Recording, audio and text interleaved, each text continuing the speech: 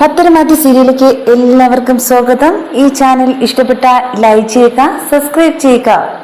അങ്ങനെ നന്ദുവിന്റെ തീരുമാനം എന്താണെന്ന് അറിയാൻ വേണ്ടി നവീന് ഫോൺ ചെയ്യുന്നുണ്ട്. ആ സമയത്ത് പറയുക, ഞാൻ കുറച്ച് തിരക്കില, പിന്നെ വിളിച്ചാൽ മതിയെന്ന്. ആ സമയത്ത് നവീൻ പറയുന്നുണ്ട്, ഞാൻ ഏത് സമയത്ത് വിളിച്ചാലും എൻ്റെ അടുത്ത് സംസാരിക്കാൻ പോലും നിൽക്കില്ല, തിരക്ക. പക്ഷെ അനിയുടെ അടുത്ത് സംസാരിക്കുമ്പോഴത്തേക്കും അവന്റെ ആവശ്യങ്ങൾക്ക് പോകുമ്പോഴത്തേക്കും സമയത്തിന് ഒരു കുറവും പറയാറില്ലല്ലോ എന്നൊക്കെ പറയുന്നുണ്ട്. ഞാൻ പിന്നെ വിളിക്കാം എന്നൊക്കെ പറഞ്ഞ് വെക്കുന്നുണ്ട്. പക്ഷേ ഇത് കേട്ട ഉടനെ തന്നെയാണ് അനിയെ ഫോൺ ചെയ്യുന്നുണ്ട്. എന്നെ നവീൻ വിളിച്ചിട്ടുണ്ടായിരുന്നു, എന്താണെന്നറിയില്ല. പക്ഷേ അതിനൊരു മറുപടിയായിട്ട് ഞാനൊരു കാര്യം അവന് കൊടുക്കുന്നുണ്ട്. എന്താ അത്? അത് നിനക്ക് ചെയ്യാമായിരുന്നു, നിനക്ക് പറയാമായിരുന്നു. നിന്റെ ഫ്രണ്ടല്ലേ, നീയാണെങ്കിൽ എന്നെ കല്യാണം ആലോചിക്കുന്നതെന്ന് പറഞ്ഞ നിമിഷം നിനക്ക് അവൻ്റെ അടുത്ത് പറയായിരുന്നു, നവീൻ്റെ അടുത്ത് എനിക്ക് ഇഷ്ടമാണെന്ന്. പക്ഷെ നീ അത് പറഞ്ഞില്ല, അത് നിന്റെ തെറ്റാ എന്നൊക്കെ നന്ദു പറയുന്നുണ്ട് അനിയുടെ അടുത്ത്. ഇത് കേട്ട ഉടനെ തന്നെ വിഷമത്തില് ഫോൺ വെക്കുന്നുണ്ട്. ആ സമയത്ത് തന്നെയാണ് ഫോൺ പുറത്ത് ഒരു വണ്ടി വരുന്നത് കാണുന്നത്. അതാണെങ്കിൽ നവീന്റെ അമ്മയും അതുപോലെ തന്നെ മുത്തശ്ശനുമായിരുന്നു. ആ സമയത്ത് പെട്ടെന്ന് കയറി വന്നപ്പോഴത്തേക്കും നന്ദു വിചാരിക്കുന്നുണ്ട് എന്തിനോ വഴക്ക് പറയാനായിരിക്കുമെന്ന്. പക്ഷെ അതൊക്കെ പ്രതീക്ഷ മാത്രമായിരുന്നു. നന്ദുവിന്റെ അമ്മ വന്ന് പറയുന്നുണ്ട്, ഞങ്ങൾ എല്ലാ കാര്യങ്ങളും അറിഞ്ഞു, ഞാൻ അറിയാൻ വേറൊരാള് വേണ്ടി വന്നു എനിക്ക്. പക്ഷെ എന്തായാലും അറിഞ്ഞപ്പോഴത്തേക്കും ഇത്തിരി സങ്കടം തോന്നിയായിരുന്നു. കാരണം എനിക്ക് ഇത്തിരി തൻ്റെ ഇടം പിടിച്ച പെൺപിള്ളേരെയൊന്നും ഇഷ്ടമില്ല, അത് നവീനും അറിയാം. അതുകൊണ്ടായിരിക്കും അവൻ എൻ്റെ അടുത്ത് പറഞ്ഞില്ലായിരുന്നു. പക്ഷെ കേട്ടപ്പോഴത്തേക്കും അവൻ ഇഷ്ടമാണെന്ന് അറിഞ്ഞപ്പോഴത്തേക്കും ഞാൻ സമ്മതിച്ചു ഈ കല്യാണത്തിന് വേണ്ടി എന്നൊക്കെ പറയുന്നുണ്ട്. ഇത് കേട്ടപ്പോഴത്തേക്കും നന്ദുവിന്റെ അച്ഛനും അമ്മയ്ക്കും ചിരി വരികയും എന്നാൽ ഇത് കേട്ട ഞെട്ടലിൽ നന്ദു നിൽക്കുകയും ചെയ്യുന്നുണ്ട്. ആകെ ഒരു പ്രതീക്ഷ മാത്രമേ ഉണ്ടായിരുന്നുള്ളൂ, നവീന്റെ അമ്മ ഈ കല്യാണത്തിന് സമ്മതിക്കില്ല എന്നുള്ള സത്യം. പക്ഷെ അത് തിരിച്ചു വന്നിരിക്കുക നന്ദുവിന്റെ ജീവിതത്തിൽ ഇപ്പോൾ. അത് കേട്ടപ്പം തന്നെ ഞെട്ടി നിൽക്കുന്ന അനിയനെ ആലോചിച്ച് നിൽക്കുകയും ചെയ്യുന്നുണ്ട്. ആ സമയത്ത് തന്നെ ഉടനെ തന്നെ ചോദിക്കുന്നുണ്ട് നന്ദുവിൻ്റെ അടുത്ത്, എന്തായാലും ഞാനാണെങ്കിൽ വിചാരിച്ചത് പോലെയല്ലായിരുന്നു നിന്റെ കാര്യം. ഞാൻ അറിഞ്ഞപ്പോഴത്തേക്കും ഞാൻ പ്രതീക്ഷിച്ചത് വലുതായിട്ടാണ് എനിക്കിപ്പോൾ എൻ്റെ മരുമകളായിട്ട് വരാൻ പോകുന്നത്. എന്തായാലും ഈ ചിങ്ങത്തിൽ തന്നെ അവൻ്റെ കല്യാണം നടക്കണമെന്നുണ്ട്. ആ സമയത്ത് തന്നെ നടത്തണം. അവൻ്റെ അച്ഛൻ വന്ന ഉടനെ അതാ തീരുമാനം. മോക്ക് ഇതിൽ വല്ല എതിർപ്പുമുണ്ടോ എന്ന് ചോദിക്കുന്ന സമയത്ത് നന്ദുവിൻ്റെ അമ്മ പറയുന്നുണ്ട്, അവൾക്ക് എന്താ എതിർപ്പ്? ഞങ്ങൾ പറയുന്നത് തന്നെയാ അവളുടെ ഇഷ്ടം. അതുകൊണ്ട് അവളുടെ അടുത്ത് ഇങ്ങനത്തെ കാര്യമൊന്നും ചോദിക്കേണ്ടയില്ല എന്നൊക്കെ പറയുന്നുണ്ട്. എന്തായാലും നമ്മൾ ചോദിക്കേണ്ട കടമയല്ലേ അത്, അതുകൊണ്ട് ചോദിച്ചതേ ഉള്ളൂ. എന്തായാലും അവർ തമ്മിൽ ഇഷ്ടത്തില എന്നൊക്കെ പറയുന്നുണ്ട്. നന്ദുവിന്റെ അമ്മ പറഞ്ഞതും നന്ദു ആണെങ്കിൽ പെട്ടെന്ന് അമ്മയുടെ മുഖത്തേക്ക് നോക്കുന്നുണ്ട്. എന്തായാലും നല്ലൊരു കാര്യത്തിന് പറയാൻ വേണ്ടി വന്നതുകൊണ്ട് എല്ലാവരും ഇരുന്ന് ഒരു മധുരം കുടിച്ചിട്ട് പോയാൽ മതി എന്നൊക്കെ പറയുന്നുണ്ട്. അതിന് ഇനി സമയമുണ്ടല്ലോ, പിന്നെ വരാം എന്നൊക്കെ പറയുന്നുണ്ട്. എന്നാലും ഒരു ചായയെങ്കിലും കുടിച്ചിട്ട് പോണം എന്നൊക്കെ നന്ദുവിൻ്റെ അമ്മ പറയുന്നുണ്ട്. ആ സമയത്ത് വിശേഷങ്ങളും കല്യാണ കാര്യങ്ങളും എല്ലാം പറഞ്ഞുകൊണ്ട് നിൽക്കുക. ഈ സമയത്ത് തന്നെയാണ് നന്ദുവിൻ്റെ കാര്യം അറിയുന്ന ഒരാളുണ്ടായിരുന്നു. പക്ഷേ അത് മുത്തശ്ശനായിരുന്നു. മുത്തശ്ശനാണെങ്കിൽ എന്താ ചെയ്യണമെന്നറിയാതെ അവളുടെ ആ നിപ്പ് കണ്ട് തന്നെ അന്തം വിട്ട് നിന്ന സമയത്ത് ഉടനെ വിളിക്കുന്നുണ്ട് നവീൻ്റെ അടുത്ത്. ഞങ്ങൾ നന്ദുവിൻ്റെ വീട്ടിൽ പ്രതീക്ഷിക്കാതെ വന്നു. പക്ഷേ നന്ദുവിനതൊരു വലിയ തിരിച്ചടിയായെന്ന് എനിക്ക് അവളുടെ മുഖം കണ്ടപ്പോൾ തന്നെ മനസ്സിലായി. എന്തായാലും നിന്റെ പെണ്ണായിട്ട് നമ്മുടെ വീട്ടിൽ വരണമെന്ന് എനിക്കൊരു ആഗ്രഹം. ഒരു പോലീസുകാർ തന്നെ എൻ്റെ വീട്ടിൽ വരണമെന്ന്. വക്കീലും പോലീസും ആകുമ്പോഴത്തേക്കും നല്ലതാണല്ലോ, നമ്മുടെ കുടുംബത്തിന് തന്നെ ഒരു അഭിമാനവുമാണല്ലോ എന്നൊക്കെ മുത്തശ്ശൻ പറയുന്നുണ്ട് നവീൻ്റെ അടുത്ത്. ഇത് കേട്ട ഉടനെ ചിരിക്കുന്നുണ്ട് നവീന്. എന്നിട്ട് പറയുക, അമ്മ എന്താ പറഞ്ഞത്? അമ്മയെ ഞാൻ പറഞ്ഞു സമ്മതിപ്പിച്ചു, അതല്ലേ ഞങ്ങൾ ഇങ്ങോട്ട് വന്നത്. നീ സന്തോഷമായിട്ടിരിക്കുക, ഇത് തന്നെ നടക്കും എന്ന് പറഞ്ഞ് മുത്തശ്ശൻ ആശ്വസിപ്പിക്കുന്നുണ്ട് നവീന്റെ. ഈ വാക്കുകൾ കേട്ട് ഉടനെ സന്തോഷത്തിലാവുകയും ഉടനെ തന്നെ അനിയെ വിളിച്ച് കാര്യം പറയുകയും ചെയ്യുന്നുണ്ട്. ഈ സമയത്ത് ഉടനെ തന്നെ അനി ഫോൺ എടുത്ത് പറയുക, എന്താ നീ ഈ സമയത്ത് വിളിക്കുന്നേ? അത് ഒരു സന്തോഷ വാർത്ത പറയാനാ. നന്ദുവിന്റെ വീട്ടിൽ എൻ്റെ വീട്ടുകാർ പോയി എല്ലാം സംസാരിച്ചു കല്യാണക്കാര്യം. ഇനി ഉടനെ തന്നെ എല്ലാം നടക്കും. നീ അതിന് മുന്നിട്ട് നിന്ന് ഞങ്ങൾ കല്യാണം നടത്തി തരണം. അതിനുവേണ്ടി എനിക്ക് പറയാൻ നല്ലൊരു ഫ്രണ്ടായിട്ട് നീ മാത്രമല്ലേ ഉള്ളൂ. അതുകൊണ്ടാണ് നിന്നെ വിളിച്ചു പറഞ്ഞത് എന്നൊക്കെ പറയുന്നുണ്ട്. എന്നാൽ ഭയങ്കര ഒരു വിഷമത്തിലാവുന്നുണ്ട് അനി ഇത് കേട്ടത് ഉടനെ തന്നെ. എന്തായാലും ഇങ്ങനത്തെ ഒരു അവസ്ഥയാണല്ലോ എൻ്റെ വീട്ടിലേക്ക്, എൻ്റെ ഒരു സന്തോഷമാണല്ലോ കെട്ടണയുന്നത് എന്നൊക്കെ ചിന്തിക്കുന്നുണ്ട് അനി. പെട്ടെന്ന് ഫോൺ കട്ടാക്കുകയും ചെയ്യുന്നുണ്ട്. എല്ലാവരുടെയും സന്തോഷം മാത്രം കാണാൻ വേണ്ടി ആഗ്രഹിക്കുന്ന ഒരാള് ആ വീട്ടിലുണ്ട്, നവ്യ. പക്ഷെ അതാരും മനസ്സിലാക്കുന്നില്ലെന്ന് മാത്രം. എന്നാൽ നവ്യ തീരുമാനിക്കുന്നുണ്ട് എന്തായാലും എല്ലാ കാര്യങ്ങളും തുറന്നു പറയണം നവ്യന്റെ അടുത്ത്. എന്നാൽ മാത്രമേ അവൻ ഈ കല്യാണത്തിൽ നിന്ന് മാറുകയുള്ളൂ എന്ന് വിചാരിച്ചിട്ട് പോയി പറയുന്നുണ്ട്. ഈ കല്യാണത്തിന് നീ സമ്മതം പറയരുത്, എനിക്ക് ഒരു കാര്യം പറയാനുണ്ട് എന്ന് നവീന്റെ അടുത്ത് പറയുന്നുണ്ട്. അത് നീ എന്തിനാ എന്റെ കാര്യം പറയുന്നേ? നിന്റെ വീട്ടുകാരുടെ തീരുമാനിച്ച കാര്യമാണ് കല്യാണക്കാര്യം. പിന്നെ നിന്റെ ഒരു ഉത്തരവും ചോദ്യവും എനിക്ക് ആവശ്യമില്ല. എന്നാലും എൻ്റെ അനിയത്തിയുടെ ജീവിതമാ, അവക്ക് വേറൊരു പയ്യനെ ഇഷ്ടമാ അനിയെ എന്നൊക്കെ പറയുന്നുണ്ട്. ഇത് കേട്ടതും എനിക്ക് ഇതൊന്നും അറിയേണ്ട ഒരു കാര്യവുമില്ല, ഒരു ഞെട്ടലുമില്ല. എനിക്കെല്ലാ കാര്യങ്ങളും അറിയാം. പക്ഷെ ഞാൻ ആഗ്രഹിച്ച കാര്യം തന്നെ നടക്കും. ഞാൻ ഈ കല്യാണത്തിന് മാറുന്ന പ്രശ്നമില്ല. ഞങ്ങളെല്ലാം തീരുമാനിച്ച കാര്യമോ, ഇത് പറയാനാണോ നീ എൻ്റെ അടുത്ത് വരാൻ പറഞ്ഞത് എന്ന് ചോദിക്കുന്നുണ്ട് നവ്യയുടെ അടുത്ത്. ഇത് കേട്ട ഉടനെ തന്നെ നവീന് ചിന്തിക്കുന്നുണ്ട്. എന്തായാലും അനിയത്തിയെക്കുറിച്ചുള്ള ഒരു സ്നേഹം കണ്ടില്ലേ? ഒരു കാര്യം വരുമ്പം എല്ലാവരും ഒറ്റക്കെട്ടായിട്ട് നിൽക്കുന്നതാ. എന്തായാലും അവൾ വിചാരിച്ചു അവൾ സന്തോഷമായിട്ടിരിക്കട്ടെ എന്ന്. പക്ഷെ ഞാൻ നടത്തിക്കില്ല. എനിക്കിഷ്ടം നന്ദുവിനെ തന്നെയാ. അത് ഞാൻ ആർക്കും വിട്ടുകൊടുക്കില്ല എന്ന് മനസ്സിൽ ഉറപ്പിച്ചുകൊണ്ട് പോവുകയാണ്. ആ സമയത്ത് തന്നെ എല്ലാ ചിന്തകളും കൂടെ നടക്കുന്ന നവ്യ തീരുമാനിക്കുന്നുണ്ട് എന്തായാലും ഈ കാര്യവും എല്ലാം തന്നെ പറയാൻ വേണ്ടി നയനയെ വിളിക്കണം. അതുപോലെ തന്നെ ആദർശ് ചേട്ടനെയും. അങ്ങനെ ആദർശിനെയും നയനയും വിളിക്കുന്നുണ്ട്. ഒരിടത്ത് വെച്ച് കാണണം, ക്ഷേത്രത്തിന്റെ ഫ്രണ്ടിൽ വെച്ച് എന്നൊക്കെ പറയുന്നുണ്ട്.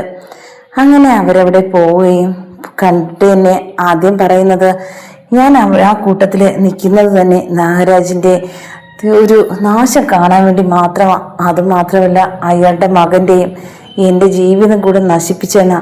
ഞാൻ അവിടെ കിടന്ന് നരകിക്കുന്നത് എനിക്ക് മാത്രമേ അറിയാവുള്ളൂ. പക്ഷേ എൻ്റെ അടുത്ത് വഞ്ചന കാട്ടിയിട്ട് ചിരിച്ചുകൊണ്ട് മുഖത്തോടെ നിൽക്കുന്ന അവനെ എനിക്കിനി കാണണ്ട. നാഗരാജിനെയും മകനെയും അവരെ എങ്ങനെയെങ്കിലും അവിടെ ഒന്ന് ഇല്ലാതാക്കുക, അതാ എൻ്റെ ചിന്ത. അതിന് ഞാൻ ഏതറ്റം വരെയും പോവും. അതിന് എൻ്റെ കൂടെ നിൽക്കണം. ഏത് കാര്യത്തിന് ഞാൻ നിങ്ങളെ കൂടെ കാണും എന്നൊക്കെ പറയുന്നത് കേട്ട് തന്നെയാണ് സന്തോഷം തോന്നുന്നുണ്ട് നയനയ്ക്കും ആദർശിനും. എന്നാൽ ഇതെല്ലാം ഞങ്ങളെ ഫോൺ വിളിച്ച് ഓരോ കാര്യങ്ങൾ രഹസ്യമായിട്ട് പറയുന്നത് അത് നവ്യയായിരുന്നുള്ള ഒരു കാര്യവും അപ്പോൾ തന്നെ മനസ്സിലാക്കുന്നുണ്ട്. അത് നവ്യ തുറന്നു പറയുകയും ചെയ്യുന്നുണ്ട് എല്ലാവരുടെ. ഇത് കേട്ടതും പറയുക, ഇത്രത്തോളം നമ്മളൊരു വീട്ടിൽ നിന്നിട്ടും അന്യരെ പോലെയായിരുന്നു പെരുമാറിയിരുന്നത്. പക്ഷേ സ്നേഹത്തിന് ഉള്ളിലുണ്ടായിരുന്നു. അത് തുറന്ന് കാണിക്കേണ്ട ഒരു സമയമായിരുന്നില്ല അപ്പോൾ. എന്തായാലും അത് കുറേ പ്രതിസന്ധികൾ അതിനിടയിലുണ്ട്. അതുകൊണ്ടാണ്. പക്ഷേ നമ്മുടെ നാശം കാണാൻ ആഗ്രഹിക്കുന്ന ഒരാൾ കൂടി ആ വീട്ടിലുണ്ട്. ജലജ ആൻറ്റിയ ഇതിനെല്ലാത്തിനും കാരണം. ഈ കുടുംബം തന്നെ ഈ ഒരു അവസ്ഥയിലാവാൻ്റെ കാര്യവും ഇതെല്ലാം ജലജ ആൻറ്റിയ. പക്ഷേ ഇത് മുത്തശ്ശൻ മനസ്സിലാക്കുന്നില്ല. അതിനെ അറിയുന്ന നിമിഷമായിരിക്കും ഇനി ആ കുടുംബത്തിൽ ഏറ്റവും നല്ലൊരു സന്തോഷം നിറയാൻ പോകുന്നത് എന്നൊക്കെ പറയുന്നുണ്ട്. ഇത് കേട്ട് ഉടനെ തന്നെ ആദർശ് പറയുക, ഏത് രീതിയിലും നമുക്ക് നല്ലത് മാത്രമേ നവീൻ്റെ കാര്യത്തിന് ഇപ്പം കണ്ടില്ലായിരുന്നോ, ഇതൊന്നും നടക്കാൻ പാടില്ല. ഏതായിരുന്നാലും അനിയുടെയും നന്ദുവിൻ്റെയും കല്യാണം അത് തന്നെ നടക്കണം. ഇനി അത് തന്നെ നമ്മുടെ ആഗ്രഹവും, അവരെ ഒന്നിക്കണം, എന്നാലേ എനിക്ക് സന്തോഷമാവുള്ളൂ എന്നൊക്കെ പറയുന്നുണ്ട്. ഇതൊക്കെ കേട്ട് ഉടനെ തന്നെ കെട്ടിപ്പിടിക്കുന്നുണ്ട് നയന നവ്യയെ. എന്നാൽ ഈ സമയത്ത് ഇതെല്ലാം കണ്ടുകൊണ്ട് നിൽക്കുന്ന ഒരാൾ അവിടെ ഉണ്ടായിരുന്നു, നാഗരാജ്. അങ്ങനെ എന്തിനാ അവൾ അവിടെ പോയത്, അവരെ കാണുന്നത് എന്നൊക്കെ ചോദിക്കുന്നുണ്ട് മകന്റെ അടുത്ത്. ആ സമയത്ത് പറഞ്ഞതാ, ഞാൻ വീട്ടിൽ നിന്ന് ഇറങ്ങുന്നത് സമയത്ത് അവൾ അവിടെ ഉണ്ടായിരുന്നതാ. എൻ്റെ അടുത്ത് ഒരിടം പോകുമെന്ന് പറഞ്ഞിരുന്നില്ല. പക്ഷേ അവൾ എവിടെ പോയെന്ന് എനിക്കറിയാം, ഞാൻ കണ്ടു, എൻ്റെ തൊട്ടടുത്തുണ്ട് ഇപ്പോൾ എന്നൊക്കെ പറയുന്നുണ്ട്. അതെന്തിനാ അവൾ ആദർശിനെയും നൈനയും കാണാൻ പോയത്? കൂട്ടത്ത് നിന്ന് നമ്മുടെ ചതി മനസ്സിലാക്കുകയും അതുപോലെ തന്നെ നമ്മളെ ചതിക്കാൻ നോക്കുകയും ചെയ്തവളാവള്. അതിനു വേണ്ടിയല്ലേ അവരിപ്പോൾ ഒന്നിക്കാൻ വേണ്ടി പോകുന്നത്, അല്ലാതെ എന്ത് കാര്യത്തിനാ പോയത് എന്നൊക്കെ മനസ്സുകൊണ്ട് ചിന്തിക്കുന്നുണ്ട്. അങ്ങനെ നവ്യ തിരിച്ച് വീട്ടിലെത്തുമ്പോൾ ചോദിക്കുന്നുണ്ട്, നീ എവിടെ പോയിരുന്നു, എന്താ ഇത്ര നേരം കാണാത്തെ എന്നൊക്കെ ചോദിക്കുന്നുണ്ട്. അത് ഞാൻ ക്ഷേത്രത്തിലേക്ക് പോയതാ. നീ എൻ്റെ അടുത്ത് കള്ളം പറയണ്ട, ഞാൻ എല്ലാം അറിഞ്ഞു നീ ആരെ കാണാൻ പോയതാന്ന്. പക്ഷെ ഞാൻ ഇഷ്ടപ്പെടാത്ത ആൾക്കാരെയാ നീ ഇപ്പം പോയി കണ്ടിരിക്കുന്നത്. എനിക്ക് എന്താന്ന് അറിയണം, എന്തുദ്ദേശത്തിലാ നിന്റെ ഇവിടുത്തെ പ്രവൃത്തിയെന്ന് എനിക്കിപ്പോൾ തന്നെ അറിയണം. എന്താ എന്ന് ചോദിക്കുന്നുണ്ട്. ഒന്നുമില്ല, ഞാനാണെങ്കിൽ പോയതാ, വേറെ ആരെയും കണ്ടില്ല. കള്ളം പറയാൻ നിൽക്കേണ്ട നവ്യ, ഞാനെല്ലാം അറിഞ്ഞതാ എന്നൊക്കെ പറയുന്നുണ്ട്. നാഗരാജിന്റെ മകനല്ലേ, ഈ ബുദ്ധിയല്ലേ വരുള്ളൂ എന്നൊക്കെ ചോദിക്കുന്നുണ്ട്. നീ എന്തിനാ എൻ്റെ അച്ഛനെ പറയുന്നേ? അച്ഛനെ പറയേണ്ട ഒരു യോഗ്യതയും നിനക്കില്ല. പക്ഷേ നീ മനസ്സിലാക്കണ ഒരു കാര്യം, എൻ്റെ ഭാര്യയായിട്ട് ഈ വീട്ടിൽ നിന്നുകൊണ്ട് എന്നെ തന്നെ ചതിക്കാൻ നോക്കിയാൽ ഞാൻ വെച്ചിരിക്കില്ല നിന്നെ.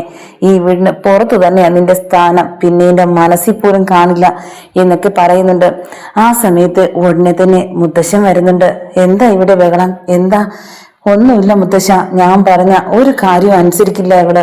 ഞാൻ പറയുന്ന കേൾക്കാത്തത് കൊണ്ട് ഞാൻ അവളെ വഴക്ക് കൊടുക്കുന്നത്, വേറൊന്നുമില്ല. അത് എന്ത് കേൾക്കാത്തതാ? നവ്യെക്കുറിച്ച് എന്ത് പരാതി നിനക്കുള്ളത്? ഒന്നുമില്ല മുത്തശ്ശ, പക്ഷേ എനിക്ക് ഇഷ്ടപ്പെടാത്ത എന്തെങ്കിലും കാര്യം ചെയ്താൽ ഞാനത് വെച്ചിരിക്കില്ല ഇവളെ തന്നെ എന്നൊക്കെ പറയുന്നുണ്ട്. ഇങ്ങനെയൊക്കെ സംസാരിക്കാൻ നിനക്കറിയാമോ എന്നൊക്കെ മുത്തശ്ശൻ ചോദിക്കുന്നുണ്ട്. ആ സമയത്ത് നവ്യ പേടിച്ച് നിൽക്കുന്നുണ്ട്. എന്തായാലും മോള് പേടിക്കണ്ട. ഇല്ല മുത്തശ്ശ, ഇവളെ ഇന്ന് തന്നെ ഞാൻ ഇവളെ വീട്ടിലേക്ക് പറഞ്ഞയക്കും, ഇവിടെ ഇനി നിൽക്കണ്ട എന്നൊക്കെ പറഞ്ഞ് അടി കൊടുക്കുന്നുണ്ട്. നീ എന്തിനാ ഇവളെ ഇട്ട് അടിക്കുന്നേ, അതിന്റെ ആവശ്യം എന്താ എന്നൊക്കെ ചോദിക്കുന്നുണ്ട്. അത് മുത്തശ്ശിന്റെ അടുത്ത് ഞാൻ ഇപ്പോൾ പറയുന്നില്ല എന്നൊക്കെ പറയുന്നുണ്ട്. ആ സമയത്ത് അവിടെ നൈനയും ആദർശം വരുന്നുണ്ട്. എന്താ ഇവിടെ, എന്താ പ്രശ്നം? ഒന്നുമില്ല, ഒരു കാര്യമില്ല എന്നൊക്കെ പറയുന്നുണ്ട്. ഒരു കാര്യമില്ലാതെ ഒരാൾ അടിക്കുകയാണോ? ഇതിന് കാര്യം പറഞ്ഞേ പറ്റുള്ളൂ. അത് നിനക്കറിയണോ? അത് നിങ്ങൾ അറിയേണ്ട ഒരു കാര്യമില്ല, ഞങ്ങൾ തീർത്തോളാം എന്നൊക്കെ പറയുന്നുണ്ട്. ആ സമയത്ത് ജലജ വരുന്നുണ്ട്. എന്തിനാ നീ അവളെയിട്ട് അടിക്കുന്നേ? ഞാൻ നീ കേൾക്കുന്ന കൂട്ടത്തിലായിരുന്നാ ഞാൻ വിചാരിച്ചത്, അതോ നിന്റെ അച്ഛന്റെ കൂടെ നടന്ന് നീ എപ്പോഴത്തേക്കും അയാളെപ്പോലെ ആയോ എന്നൊക്കെ പറയുന്നുണ്ട്. എന്റെ അച്ഛൻ ഇതിനകത്ത് വലിച്ചിഴക്കേണ്ട ഒരു കാര്യമില്ല എന്നൊക്കെ പറഞ്ഞ് ജലജയുടെ അടുത്ത് ദേഷ്യപ്പെടുന്നുണ്ട്. ആ സമയത്ത് മുത്തശ്ശൻ പറയുന്നുണ്ട്, അവന്റെ പേര് ഈ വിളി ശബ്ദിച്ചു പോവല്. ഞാനിവിടുന്ന് പുറത്താക്കിയത് ഈ കുടുംബത്തിൽ നിന്ന് മാത്രമല്ല, എല്ലാവരും മനസ്സിൽ നിന്നുമാ. വീണ്ടും വീണ്ടും ആ നാഗരാജിനെ ഇങ്ങോട്ട് വലിച്ചിഴക്കേണ്ട ഒരു കാര്യമില്ല എന്നൊക്കെ പറയുന്നുണ്ട്. ആ സമയത്ത് തന്നെയാണ് ജലജ പറയുന്നുണ്ട്, എൻ്റെ ഓരോ കാര്യങ്ങൾ കേട്ടാൽ തന്നെ ഞെട്ടുന്ന തരത്തിലുള്ള ഇതായിരുന്നു നാഗരാജിന്റെ തീരുമാനങ്ങൾ. എന്നിട്ട് ഞാൻ ഇന്നും ഇവിടെ നിൽക്കുന്നതിന്റെ കാരണം തന്നെ നിങ്ങൾ രണ്ടുപേരും, അത് നിങ്ങൾ മനസ്സിലാക്കണം പറയുന്നുണ്ട് ജലജ. ഇത് കേട്ട ഉടനെ തന്നെ നവ്യ ആദർശം ചോദിക്കുന്നുണ്ട്, എന്തായാലും ഇത്രത്തോളം അടിക്കാൻ തക്ക എന്ത് തെറ്റാ ചെയ്തത് എന്ന് ചോദിക്കുന്നുണ്ട്. അത് അവന്റെ ഭാര്യയെ എന്ത് തെറ്റായിരുന്നാലും അവരങ്ങ് ക്ഷമിക്കും, അത് മാത്രമല്ല അവരെ അടിക്കും പിണങ്ങും, അത് ചോദിക്കാൻ നിങ്ങൾ ആരാ എന്നൊക്കെ ചോദിക്കുന്നുണ്ട്. നിങ്ങളെ കാര്യം മാത്രം അന്വേഷിച്ചാൽ മതി എന്ന് ആദർശിന്റെ അടുത്തും നവ്യയുടെ അടുത്തും ജലജ പറയുന്നുണ്ട്. ഇത് കേട്ട ഉടനെ തന്നെ പറയുക, എൻ്റെ ആരുമല്ലേ നവ്യ ചേച്ചി, പക്ഷേ ഞങ്ങളുടെ കൂടപ്പിറപ്പ് എന്തെങ്കിലും ഒരു സംഭവം നടന്നു കഴിഞ്ഞാലോ, എന്തൊരു ആപത്ത് വന്നു കഴിഞ്ഞാലും ഞങ്ങൾ ഒറ്റക്കെട്ട, അത് ഞങ്ങൾ മാത്രമല്ല എല്ലാവരും അങ്ങനെ തന്നെയാ. എന്തായാലും എൻ്റെ മുന്നിൽ വെച്ച് ഇതൊക്കെ കാണിച്ചാൽ ഞാൻ പ്രതികരിക്കാതെ ഇരിക്കില്ല എന്നൊക്കെ നവ്യ പറയുന്നുണ്ട്. ഇത് കേട്ട ഉടനെ തന്നെ മുത്തശ്ശൻ പറയുക, ഞാൻ ചോദിച്ചിട്ട് പോലും അവൻ പറയുന്നില്ല, എന്തോ കാരണമുണ്ടെന്നാ പറയുന്നത്. ഇത്രത്തോളം അടിക്കാനുള്ള കാരണം എനിക്ക് അറിഞ്ഞേ പറ്റുള്ളൂ എന്നൊക്കെ പറയുന്നുണ്ട്. ആ സമയത്ത് നവ്യ പറയുന്നുണ്ട്, ഞങ്ങളൊക്കെ ഒരിക്കൽ ഒരുമിച്ച് നിൽക്കുന്നത് കണ്ടായിരുന്നു, അതുകൊണ്ടായിരിക്കും, അല്ലാതെ വേറെ എന്തിനാ, അല്ലാതെ എന്ത് തെറ്റാ കാണാനിരിക്കുന്നേ എന്നൊക്കെ പറയുന്നുണ്ട്. ആയിരുന്നോ നീ ഇവളെ അടിച്ചത് എന്ന് മുത്തശ്ശൻ ചോദിക്കുന്നുണ്ട്. അതൊന്നുമല്ല കാര്യം എന്നൊക്കെ ദേഷ്യത്തോടെ പറയുന്നുണ്ട്. എന്നാൽ എല്ലാത്തിനും സപ്പോർട്ടായിട്ട് കൂടെ ജലജ നിൽപ്പുണ്ടായിരുന്നു. മുത്തശ്ശൻ പറയുക, നീയും കൂടെയാ ഇവനെ ഇപ്പോൾ ഇത്ര വഷളാക്കുന്നത്, വളർത്തി ഇല്ലാതാക്കി എന്നൊക്കെ പറയുന്നുണ്ട്. എന്തായാലും അച്ഛൻ തന്നെ ഇങ്ങനെയൊക്കെ പറയണം. ഞാൻ അച്ഛനില്ലാതെ 2 മക്കളെ വളർത്തി ഇവിടെ താമസിച്ചു. പക്ഷേ എനിക്ക് എല്ലാ സപ്പോർട്ടിനും ഉണ്ടായിരുന്ന അച്ഛനിപ്പോൾ ഇവരെ സപ്പോർട്ട് ചെയ്ത് പറയുന്നത് എനിക്കിഷ്ടമല്ല. എന്തായാലും മക്കൾ ചെയ്യുന്ന തെറ്റാ, കാര്യമില്ലാതെ ആരും അടിക്കില്ലല്ലോ. അതുകൊണ്ട് കാര്യം നമുക്ക് സമാധാനത്തിന് ചോദിച്ചറിയാം. ഇപ്പോൾ തന്നെ അറിയണമെന്ന് വെച്ചാൽ അവർ 2 ഭാര്യ ഭർത്താക്കന്മാരാ. അവരെ ഇഷ്ടത്തിന് അവരങ്ങ് വിട്ടേക്കണം. അവരെ അടിക്കുകയോ പിണങ്ങുകയോ ചെയ്തിട്ട് അതിനെന്തിനാ പറയാൻ നിൽക്കുന്നത് എന്നൊക്കെ ചോദിക്കുന്നുണ്ട്. ആ സമയത്ത് മുത്തശ്ശൻ പറയുന്നുണ്ട്, ഇങ്ങനെയാണെങ്കിൽ കുറേ വർഷങ്ങൾക്ക് മുമ്പ് നീയും നാഗരാജും ഇങ്ങനത്തെ ഒത്തുതീർപ്പിൽ ഒരുമിച്ച് പോകാമായിരുന്നല്ലോ.